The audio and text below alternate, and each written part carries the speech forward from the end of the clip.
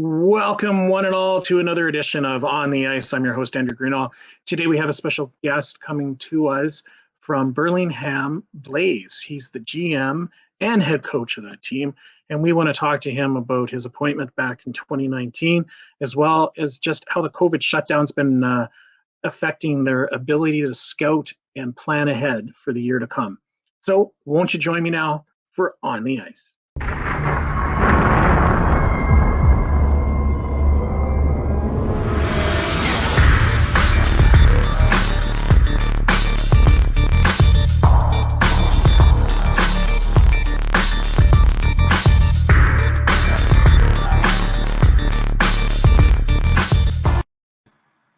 Colten, welcome to the show, buddy. How are you doing? Doing pretty good, Andrew. Thanks a lot for having me. I appreciate you having me on.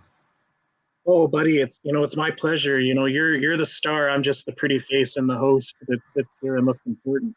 Colten, we were talking off air, and I asked you that question about when was your appointment of becoming the GM and head coach. So let's start with that, and then how did it all come about that you were able to get behind the Burlington Blazers? Like, this is awesome news. A Canadian boy coaching an American team. This is sweet victory. Yeah, it's the Bellingham Blazers. You know what? It was just a whirlwind of events. Things fell in the right place. I was working in Canada, crossing the border every day, living in the States with my family. My wife's American, kids are American, and I was just working at Brand Tractor. And I was also helping out with skill development and the youth development for the Surrey Eagles, the local BCHL team. And it was just one of those days. The phone rang. The particular coach couldn't get back into the States, wasn't going to make it for the season, and it was May. We were already behind in the recruiting, and they were like, "Hey, you want to come check the rink out?" I didn't even know it existed, to be honest with you, just because I was so in touch with everything Hockey Canada. And then it was just like, yep, here it is. And I looked at it as a blank slate. I got to recruiting as quickly as possible and really just started to try to. Unfortunately, we were canceled due to COVID, the final 3 games of the year and playoffs. But it was an overall great experience. And I'm proud to be a head coach. I'm proud to be the general manager. It's something that's an ultimate goal for me to work my way back up to the pros. And I know I got to get my feet wet and learn in this environment too.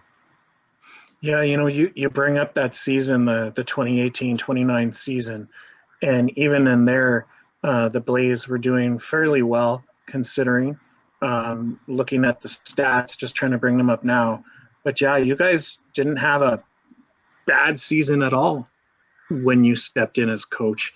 How did the boys bring you in? Did they accept you? Were there some heads rolling? How did it feel stepping up? Well, we had an older team that I inherited with some returning players that didn't fit the culture that I was trying to build here. So initially, there's those speed bumps of the new expectations, new player requirements, and like anything, guys work themselves up off teams, and that's ultimately what happened. I ended up trading 6 or 7 guys that didn't fit the hockey culture I was trying to build here, and we early on in the season created our team motto, which has kind of been it's been a slogan that we continue to use here, and I think it will continue moving forward, and that's our all in, all heart mentality. And so I was trying to basically build a culture of, hey, we're a second chance destination. We're not the WHL, we're not the BCHL, but our ultimate goal is to improve our league requirements. We want to get to a higher league. We want to start building prospects up. We want to be a place that focuses in on development, and you got to come here wanting to work. If not, I'll figure that out fairly quick, and we'll look to find somebody that will put that work in, because it's something that, I'm not coming here just to take part. I'm coming here to really invest my personal time, my life, and it's a family setting, so we're incorporating you into have here and kind of this community in the Pacific Northwest. So we did have a young team. We ended up, learning pretty quickly. We lost a few games early, but by the end of the season, when we're playing those teams with the stacked 20-year-olds, we beat them. We beat them strategically. We beat them by all our practice effort, all our attention to detail, and really just coaching and the buy-in, of course. Like, I can only yell and cheer and coach so hard. It really just, I was able to grasp the ears of all the young guys, and they started to echo exactly the leadership I was bringing to the table, and it really started to translate on the ice and in the locker room, off ice, in our volunteering. It was just an incredible experience. We just unfortunately got hit by that big bug that everybody else got hit by too. Yeah, just looking at your stats here on my other monitor, you guys only managed to get in 48 games, but out of those 48, you pulled off 17 wins, the unfortunate 26 losses.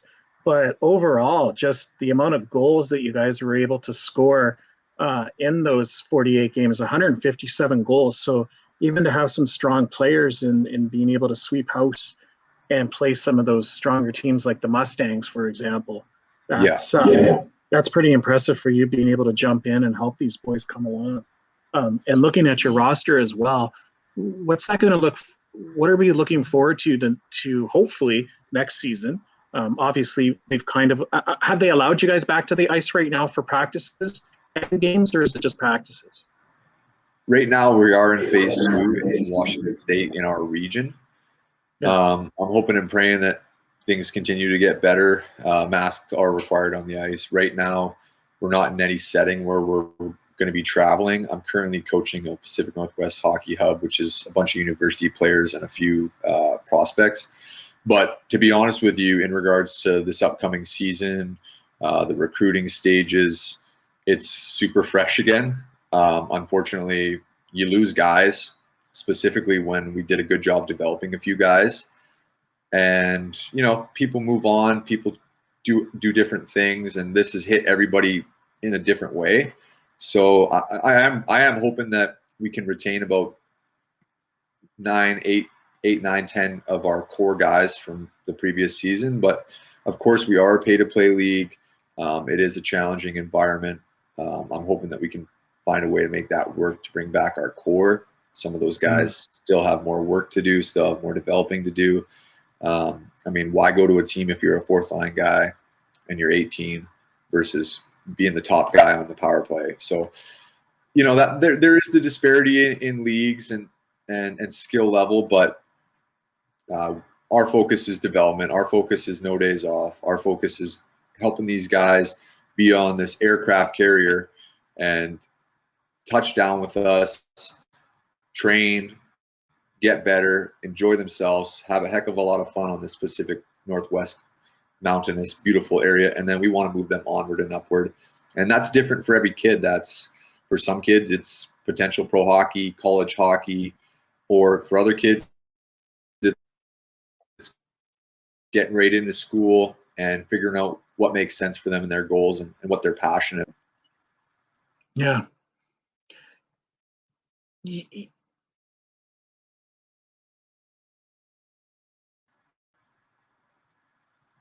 We were talking about off air, Colten, about the opportunities that arise through some of the COVID for the good kids that are studying hard, etc. But that's the full buy-in, is it not? Like, if you're not going to buy into a program and get your schoolwork done, because some of the kids on your team, like just looking at the roster, some of them are still in high school. So if they don't have that buy-in, where do they play, really, right? Yeah, and it's always the hardest thing. Coaches sometimes the big brother, the good guy, the bad guy, whatever you want to call it, the liaison to the parents, because ultimately the parents are making large sacrifices to provide this type of setting for their kid to get better. School being a major importance to me, and it's something that I try to nip in the butt early, and those reminders are always going out monthly. And when you have the check-in meeting with players and you're communicating with the family, oh, hey, this guy's behind. Well, hey, we got to get to work. We got to put the head down. That's a focus.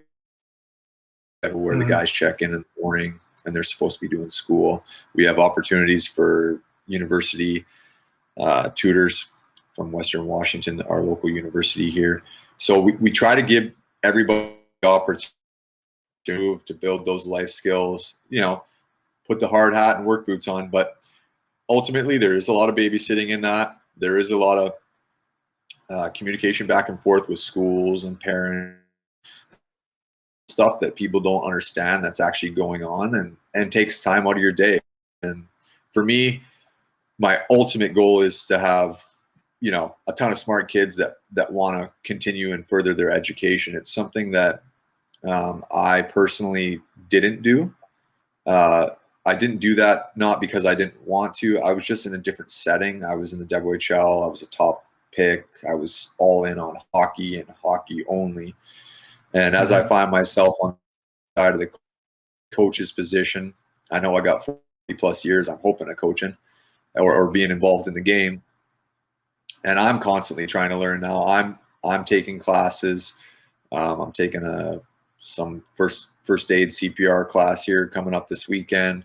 I've been working very closely with a mentor. So anything I ask you to do if you're on the Bellingham Blazers is something that I'm doing. And that's that expectation here. That's that team motto of all in. Heart matches that and can keep up with coach. And I think you're a fit here. If not, that'll work itself out. We don't trade guys. They don't fit our team motto and they don't identify with what we identify with. We're a place that when we commit to you, we commit to your son and we commit to development. And that's what it's all about ultimately at this level. But of course, we're looking to go up. We're looking to find ourselves in a higher league at some point and really put Bellingham, put Washington State hockey on the map in that setting that makes sense.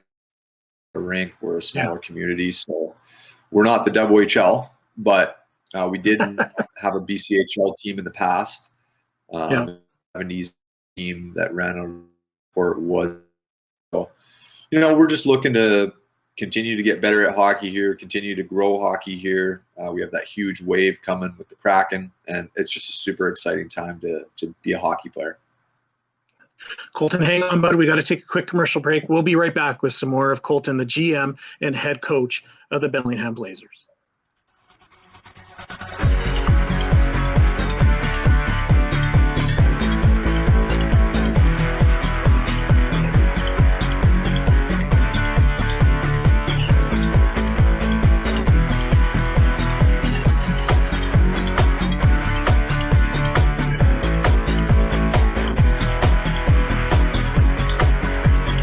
Welcome back, everybody, to On the Ice. I'm joined by Colten.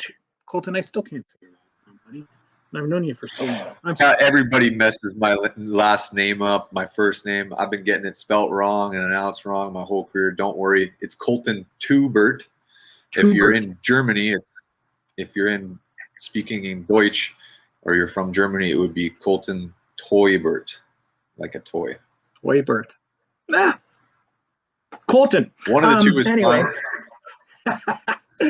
Colten, let's just touch on some of your career, because if any kid wants an opportunity to be on your team, they should just listen to this resume. Like, unbelievable. We won't hold it against you that you're from British Columbia. We'll just overlook that. But overall, you were picked by the Regina Pats back in 2005. You were playing with the U18 Team Canada back in 2008. Like, just the amount of experience you have and can bring to these young boys, and they're men, really. They're turning into men. Let's just talk about your career. How was it growing up back in the day, getting drafted at such a young age and being able to get that exposure in the dub? How was that? Life, especially being a top pick, you're the guy, of course. So ultimately, there was those growing pains of me developing. I attest to great coaches I had as a young man, helping me, molding me as a man. Was I a perfect kid? Was I the best player? No, I don't think I was. But what I did have was those intangibles that, whether it was compete, whether it was second effort, whether it was I had those things. I didn't have to turn them on and off ever. They were just always on. Something I pride myself on is being a hockey guy. I think it, I dream it, I feel it, I do it every day. And I've been doing that consistently my whole life. And I'm at the point in my personal life and family life away from the game due to some challenge, grow, mature, make amends with some of my past mistakes. But ultimately, I did have a crystal clear path to make it, and it was just about putting the right people in my corner to keep me attentive, to keep me focused, to keep me working. Now, Colten, to get the opportunity. Yep. Colten, you talk about keeping and finding those good role models, and you keep expressing the 100% buy-in. Who were some of these individuals that you were looking up to at such a young age, getting drafted, and who did you idolize back then? Early on, I was a Surrey Eagles fan. The BCHL. I was the kid that went to a game and wanted the cards and sat right up close to the glass. I got the opportunity to see Shane Cuss play, Scott Gomez play, and I wanted to play for the Eagles. I wanted to be the hometown White Rock boy that played for the South Surrey Eagles.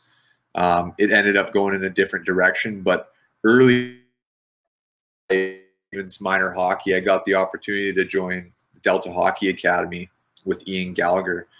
And basically, it's a Vancouver Giants run program now and a massive academy, Delta Hockey Academy. I'm sure you know of it. Yep. And it was peers. A lot was peers. A lot of it was obviously I had great coaches. Jason O'Leary helped me out as a young kid. He's over coaching in Germany now.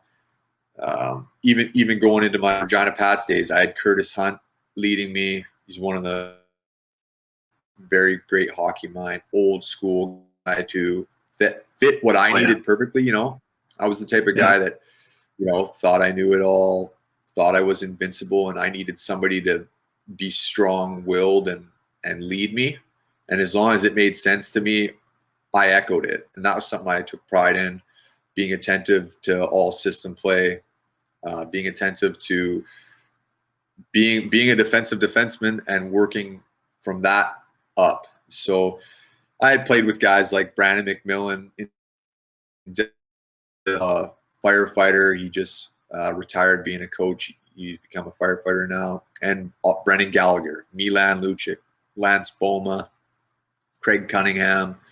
Had the local Vancouver Vipers, which was John Calvano's program. We had Derek Lee. He ended up going to Wisconsin. Martin Jones, the goaltender, played for San Jose. Patrick Weirkosh who played with Ottawa. We had just an immense amount of guys. Tyler Johnson from Spokane used to drive up every weekend and train. He's an absolute under the radar star in the NHL now. Maybe free agency pickups, but I was fortunate. I was in a hockey hotbed, and I happened to be genetically gifted, being a tall, skinny, fit guy.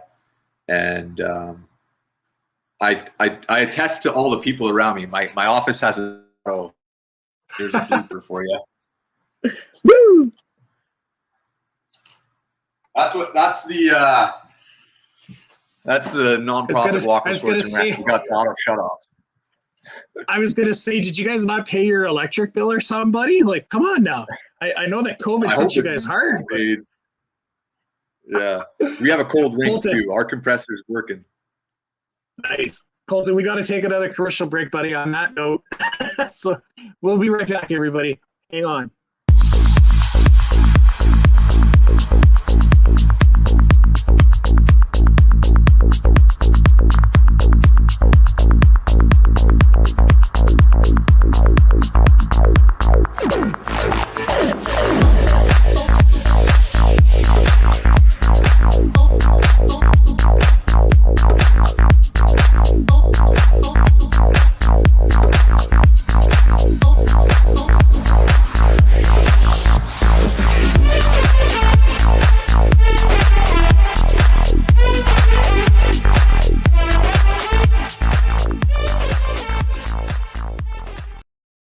Welcome back, everybody, to On the Ice. We're joined by Colten, a unsung hero of mine that I've looked up to for quite some time, getting to play with Team Canada. And, now he's sitting behind the bench as he's doing now, absolutely nothing, just sitting there and looking pretty. I tell you, it's a pretty good job, eh? Just sit here, you look pretty all the time. You put on that tie, you stand on the bench, smack a few heads, and you're good to go, right? Yeah, it's something that as a player, you don't think about. You just think about performance. You think about you got to show up the rink, you got to get prepared, but all the backside stuff, as far as coach preparation, general management, it's a lot of work, especially in the situation and scenario that I have. It's we have a small army, I call it, but we have a lot of volunteers. We only have a few paid staff members, and it's really just tug the rope in the right direction. Yes, we want to look good doing it. I take pride in that, and I do need a few new suits. So if you know a suit sponsor, let me know. I got the tall and skinny 42 long. Well, I'll write that down for you, bud. I'll see what I can do for you. So, Colten, we're coming into spring and summer. Hopefully, we can sweep this COVID thing under the rug fairly soon and get everybody back to any sport they participate in: basketball, soccer, hockey, golf. What's it looking like right now for you guys down there for the scouting aspect? Have you guys been able to look at anyone, talk to anyone, even communicate? Like, how's that looking, especially in this league? Like, there's quite a few teams. So how are you guys handling this? We're behind them. Ultimately, I'm not going to make any excuses, right? Everybody's kind of behind the eight ball. I think too, there's a lot of that, what should we do? Where should we go? That's happening with all the parents and players right now. So the focus moving through the rest of March is just going to be communicating who we are and what we're all about here in Bellingham, and giving kids the opportunity to come take a sniff of that, come out, jump on the ice with me this summer. I've prepared multiple camps for 0 to 100 for the Sportsplex here in Bellingham. We do learn to play on Fridays for all new beginner hockey players. We have an offensive shooting clinic that runs right after that. That runs weekly. And then into the summer, we obviously have our adult learn to play too. We have a Bellingham Safe League. We have our adult leagues where they play divisional games, D1, D2, D3. But in the summer, we're going to be really focusing in on getting these kids all back to exercising. A lot of them haven't been. A lot of them have been on their iPad or online school, or just not doing anything. And as we slowly start turning this on, I'm going to do a better job communicating with just my connections and around the hockey world that, hey, we are building a team again, and this is where we're at. We have a mini Blazers Academy that's going to run 3 days a week this summer, and that's going to be from the ages U12, U14, and a couple U10. We're going to have a junior Blazers Academy, which is the main hopper for our Bellingham Blazers, and that'll be under 16, and a few of the higher end under 14ers if they can get. And then I'm also going to be running our Pacific Northwest hub training, which is basically the Bellingham Blazers on steroids. I had the opportunity to jump in and step in as a volunteer coach with the Western Washington University when COVID first hit after like the second shutdown here in Washington. So I've been on the ice with the university team every day, Tuesday, Wednesday, Thursday.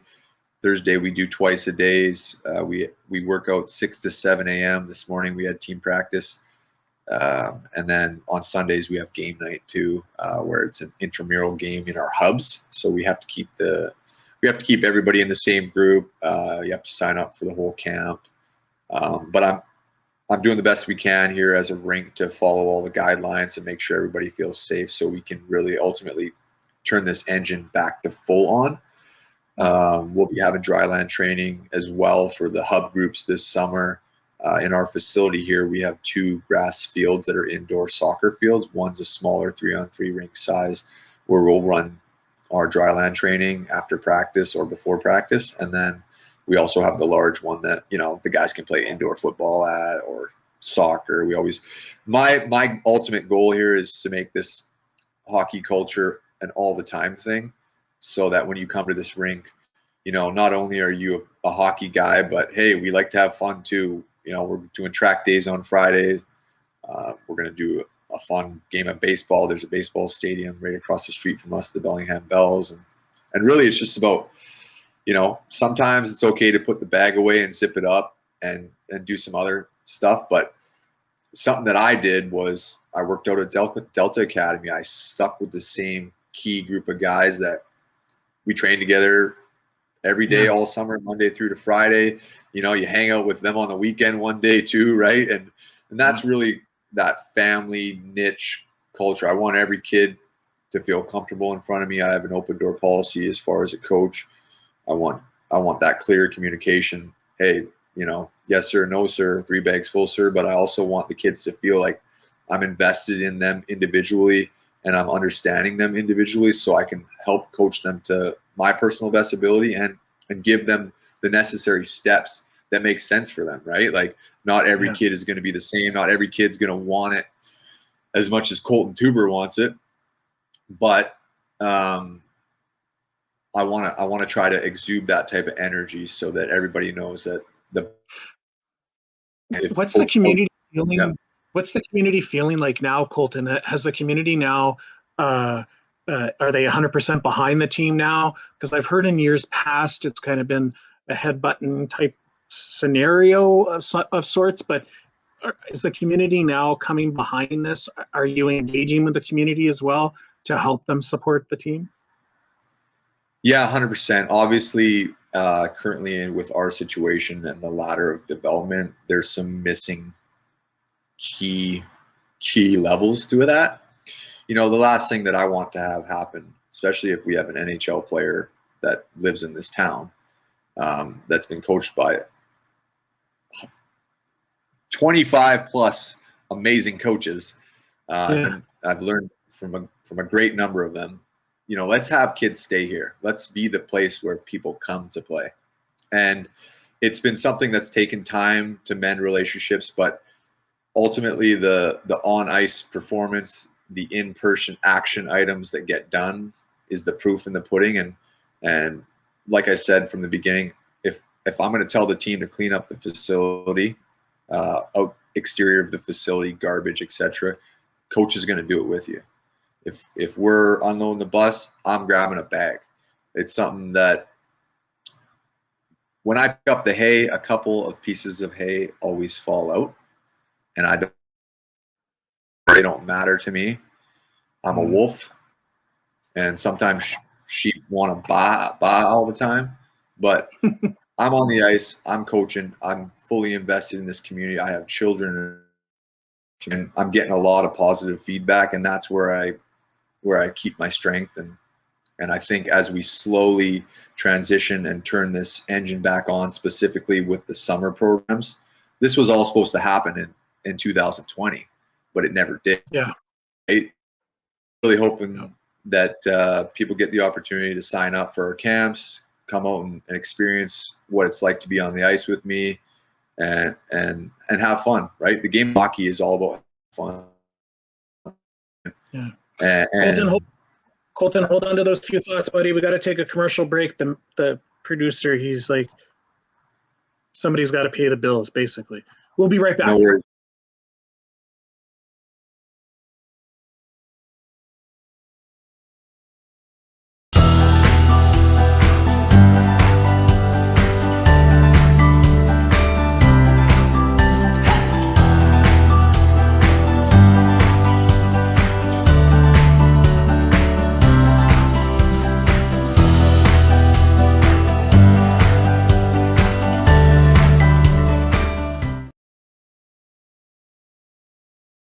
We're joined by Colten, the GM and head coach of the Bellingham Blazers. Got to say that correctly, or I'll get in trouble again. Did you swipe the light again, Colten, so it's not going to turn off on us? Are we good? Yeah, my one of my assistant coaches just walked in the room. Special helper Richard Rowland. He's been a staple in this community with the special needs. He just came in the office here. He comes in here and checks in on me. So the light's on. Nice. That's good. Well, at least we know the bills are being paid and the lights won't turn off. So Colten, just before I interrupted you and we went to that commercial break, you were just talking about how we're getting the feeling back in the community of a family, and I think that's great to hear. Like you, obviously, you've grown up around family by having the U18 Team Canada. You played in Delta. Delta is heavily on family. Those kids are they're it's bedtime. We're going to bed. It's we're going to go clean out that rink. We're going to clean out the rink. So it's great to see that you're moving this type of format and head setting to these players as well. What are you going to be looking for in your scouting adventures coming into the 21-22 season? Like, is there specifics that you're going to be looking for? Is there a camp that maybe anybody that's interested could sign up for? Go ahead. Yeah, so we are running our hub training May, June, July, and August. So if you'd like to be seen and come out and train with us, come test us out. That'll be your best opportunity to put your best foot forward with me, obviously. And even if it's for 2 weeks of the summer, that would be great. So we're always on the ice. We're always here training. If you want to come check us out, we'll be here.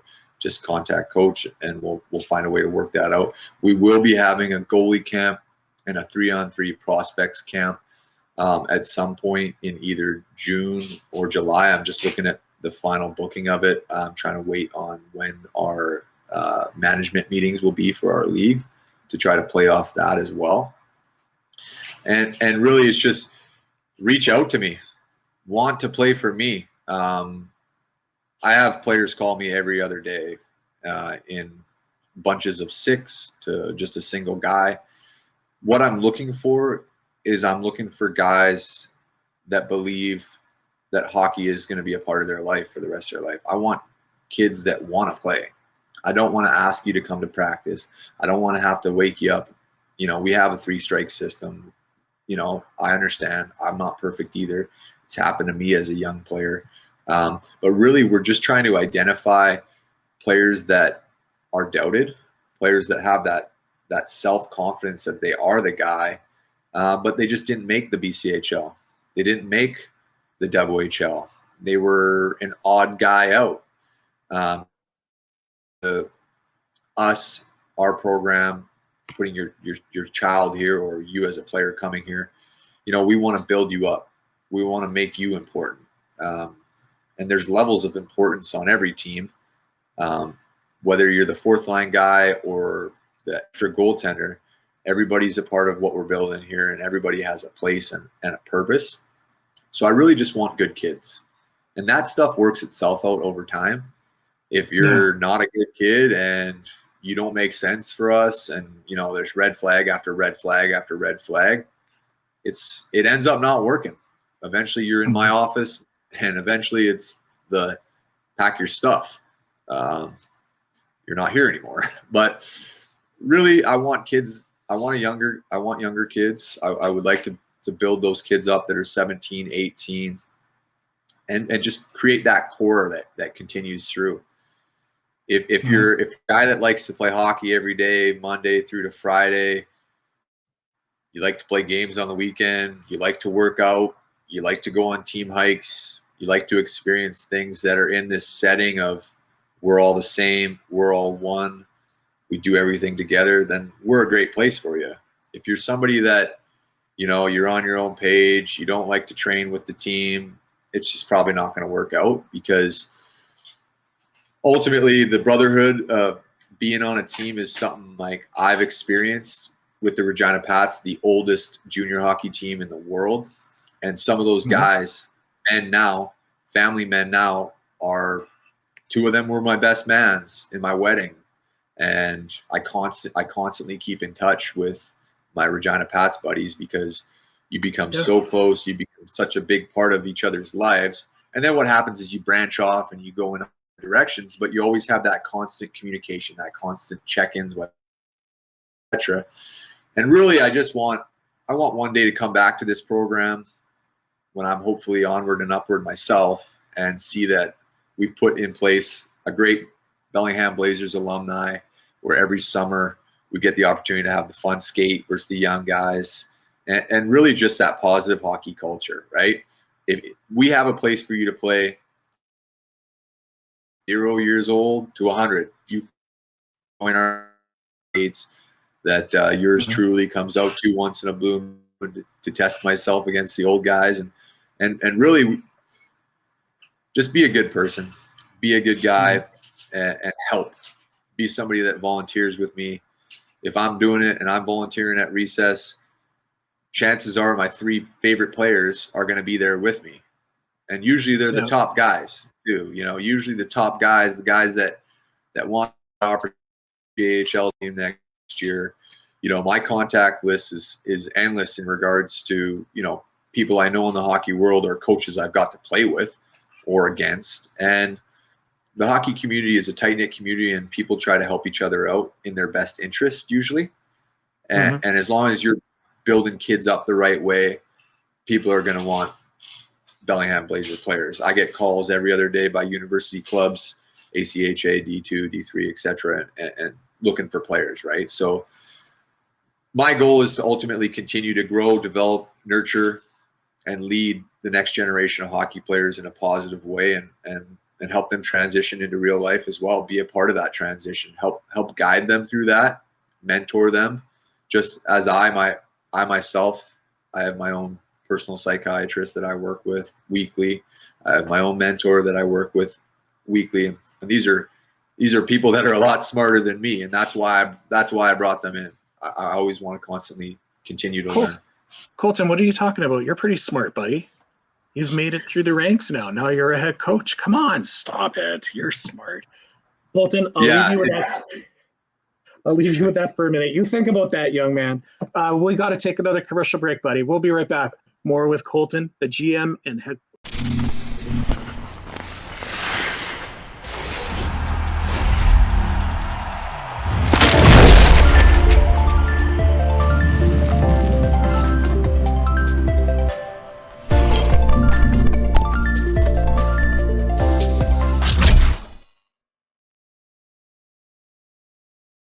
Welcome back, everybody, to On the Ice. We have Colten here, well, we're not a close friend, but we're pretty cool friends. I talk to him every so often, and I'm proud of him. He's come a long way, considering that now he's trying to remold and rebrand a team down in the U.S. And I think so far, just looking at the stats, you guys aren't doing that bad. And it's great to hear that you guys are going to be venturing into the community and involving them more. And I think that'll help grow the program, as you speak about, and being able to build that team mentality.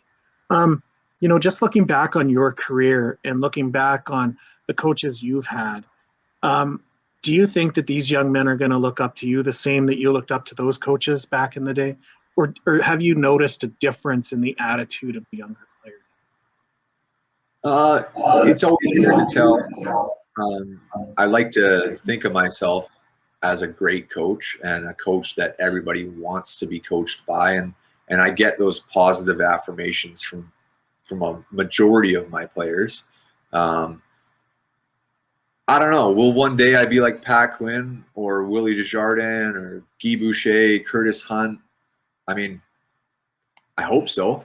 I don't think, for me, it's about being famous or being, uber successful as in financial stuff. And, like for me and everything that's happened in my life as a young man, young family man, consistency and health are priority with me and my family. And I think what happens often with my players specifically is I'm able to show them exactly who I am in a lot of raw forms, because I'm always around, because I'm always at the rink working, whether it's on ice with a kid who's 6 or a kid who's 24, or learn to play adult who has never tried on hockey gear before. And so I really, my goals are ultimately to be the best coach I can be everything that fits that puzzle, but each puzzle piece is different, and my connection with each player as my assistant coach walks in here. Richard, get out of here or move over there. Another blooper. Welcome to live sorry. TV, right? But, you know, it's one of those things, like, it's not the be all end all of Colten Teubert, but I do take pride in, you know, players telling me thank you. Players asking me challenging questions that makes me think, you know, how can I help this kid better? What do I need to help mold? What do I need to tinker in his game? And I think that's something that's given me a step up on other people. You know, I'm a big guy, you know, I demand presence and exude this energy, and I challenge my players to match it. You got to keep up with me. You got to keep up with how hard I'm working. And I think that's the best leaders you can have. The guys that talk the talk, because you always need to hear the leader. The leader needs to be able to communicate what to do, but also the guys that sometimes just put that work in. And that's something that I do with my players, whether it's, you know, the hard laps in practice, the bag skate. Yeah, you bet coaches jumping in on that type of stuff here and there. Now, can my body handle it every day? No, it can't. That's why you're the player now and I'm the coach. But, you know, just showing the kids that it's I'll do it too, right? That mentality of, hey, you know, coach is here. Why is he here at 5:15 a.m. when he lives 40 minutes away? Because he's preparing for practice. Because he's excited about the work day in front of him. Because he has this, and this planned, and I better catch him before he gets too busy. You know, and I'm trying to utilize my time better with time management. Give players, parents, and coaches an opportunity to get to know me a little bit more in a personal setting. My birthday's coming up on March 8th here. I'm turning 31, and I'll be doing a Zoom call weekly to just for the Pacific Northwest hockey, just for people in this area to, you know, let them know who we are, what we are, and what we're all about. And I'm just hoping to continue to echo what I believe, and what I believe is just things I've been taught, you know, through time and experience, being put in challenging situations as not only a player and a team. And I try to share those experiences. I try to tell stories. I try to communicate comparable situations, and the feedback so far from me as coach is, you know, I'm a hard coach to play for, but if you do the right things and you work hard, you'll feel that positive reinforcement from me. Exactly. Yeah, that's true, Colten. If you're going to be a player in any sport, if you want to be respect is a two-way street, but if you want to be respected by the coach, you got to be there early. You got to be there, you know, ready to go. You got to have that 100% mentality and buy-in. Because if you don't, you're going to be sitting in this office, pretty much getting a one-way bus ticket home. So it's definitely. Colten, we got to take one more quick commercial break, sir. We'll be right back with Colten, the GM and head coach of the Bellingham Blazers.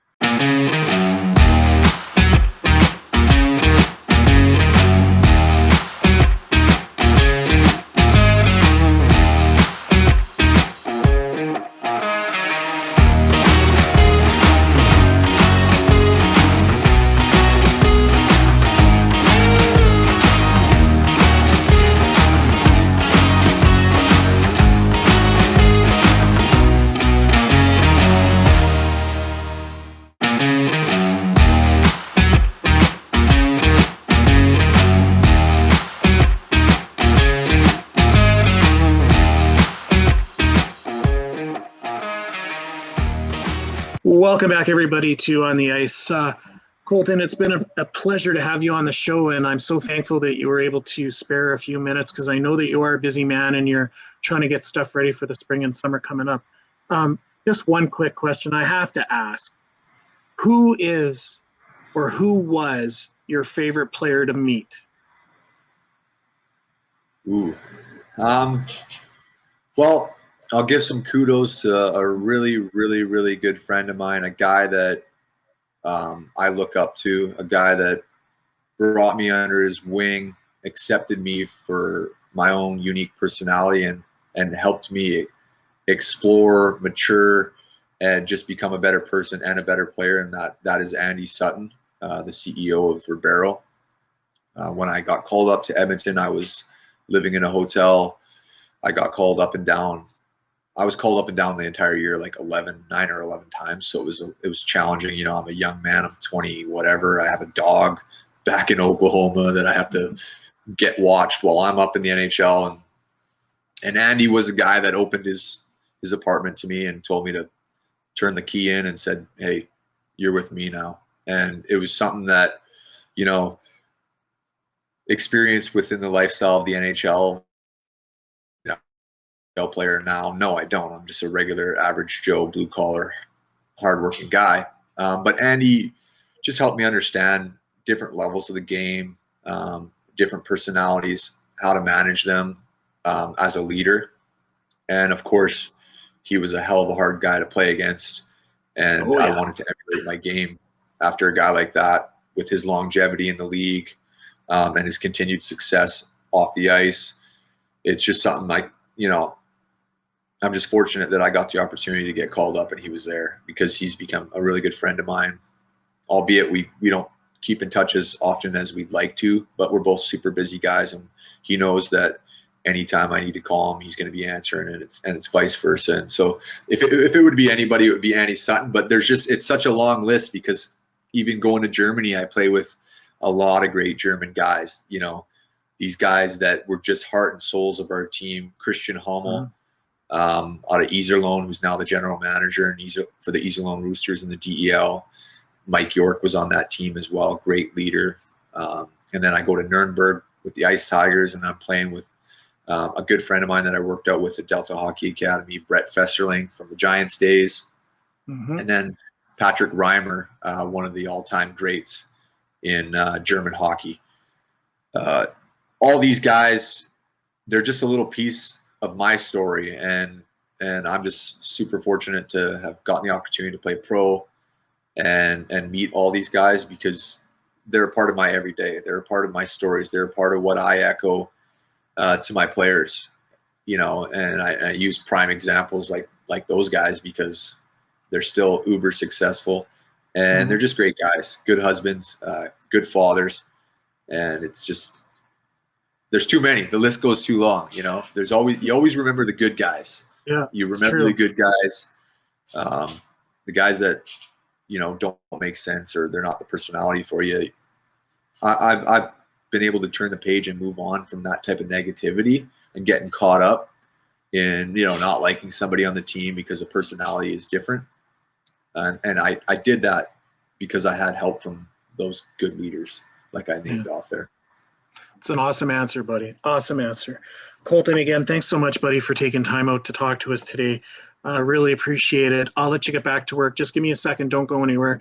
Thanks, everyone, for joining us on the ice today. It was a pleasure having Colten come and talk to it. I was about to say Andy. We've spoken to Andy as well. But it's so awesome to have Colten on here. He's a busy man. But everyone, thanks for watching. Again, On the Ice weekly show, Monday to Thursdays.